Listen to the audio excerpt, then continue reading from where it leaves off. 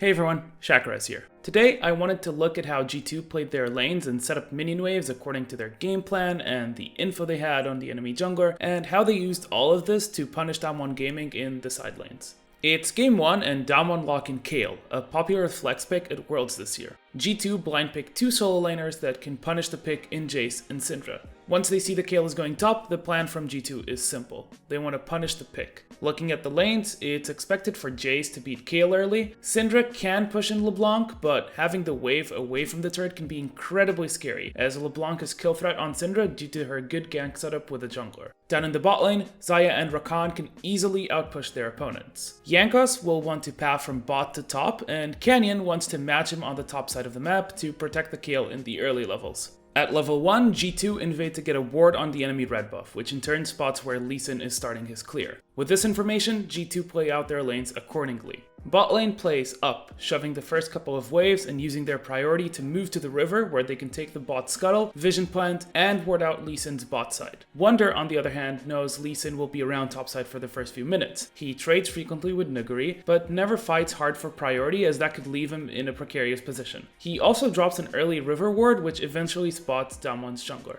Nuguri has also been aggressively pushing to contest the lane, likely to facilitate Lee's invade, and to limit Jace's early presence. This ultimately means that he quickly burns through his mana, and will have to recall soon. In the mid lane, Caps is using most of his spells to attempt to trade against his laning opponent, and using spells on minions sparingly, only when he needs to thin the wave. His goal is to keep the wave in this area, as pushing too much can leave him in a very awkward position where he can easily get ganked, but if he gets shoved in too much, the minions will all get hit by the tower and the wave will bounce or reset towards the middle. This position is optimal to minimize risk. As mentioned before, Canyon wants to match Gragas on the top side and potentially leverage his mid priority. After doing all 3 topside camps, he moves into river, and even though he's spotted by Wunder's ward, there isn't much G2 can do in an invade situation, given their solo lane's position.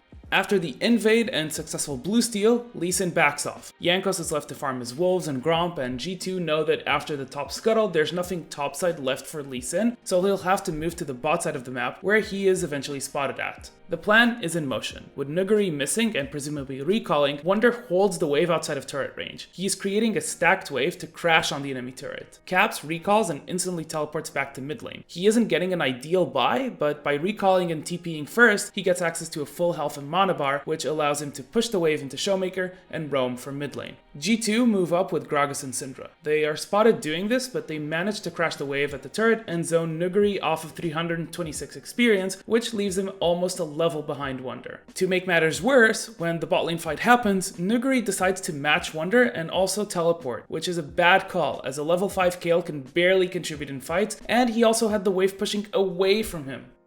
At 9 minutes from the blue handoff, G2 sacrificed mid lane wave to go top and zone out the Kayle once again from a 13 minion stacked wave, worth almost 600 XP. Kayle makes the correct call to move to mid lane while Damwon make a play bot lane, but he's still losing out on about 330 XP overall, 660 if you count the wave after the one that was stacked and also crashed into the turret. Even with the kills in bot lane, G2 come out ahead with a 2k gold lead, and their gold is funneled to the 3 main carries who are ahead of their counterparts. They successfully delayed Kayle's scaling going into mid game, which gives them a lot of breathing room to extend their lead before she's a major threat. Now let's look at game 3. In this match, Damwon draft Yasuo Gragas bot lane, a lane G2 is quite familiar with. It's essentially a kill lane and one that needs to find early leads to take over the game with the insane pick power of the duo. G2 make an effort to try a deep ward level 1 once again to get information on Lee Sin, but it is cleared out. Knowing the danger of a Yasuo Gragas lane when ahead, G2 play to punish it as early as possible. From level 1, Perks and Mickey X play extremely aggressive and far up the lane. Kai'Sa has the range advantage, and that will be especially noticeable at level 1. They don't shove the wave, but instead just push it in slowly, positioning far up to try to deny as much as possible from their opponents. At the same time, Rek'Sai does 3 camps bot side to hit level 3. Jankos moves into the enemy jungle and throws out a Prey Seeker at the enemy wolf camp. With no hit registered, he knows it's been taken out, and the most likely situation is that Lee Sin is pathing towards his top side, as when the ward was taken out level 1, G2 saw Damwon's jungler move towards his blue with the vision linger. He also hovers around Caps' lane for a while longer for protection, guaranteeing that Caps can safely push in, and if Lee Sin shows up for a gank, he's close by for the 2v2.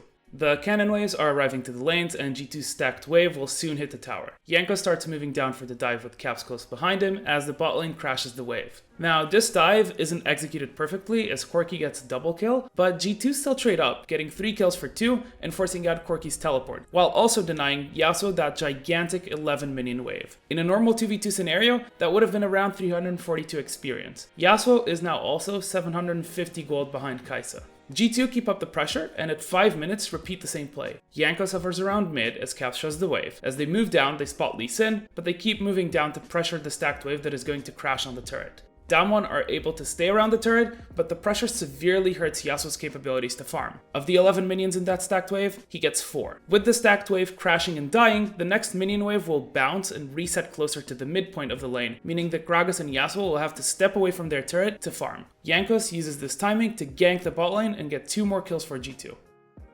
At 7 minutes, Perks on Kai'Sa is up 1.6k gold on his counterpart, and Yasuo is completely out of the game. Even though their early game against SKT was far from being this dominant, I still wanted to highlight how G2 have been winning in many different ways throughout the World Championship. See you next time.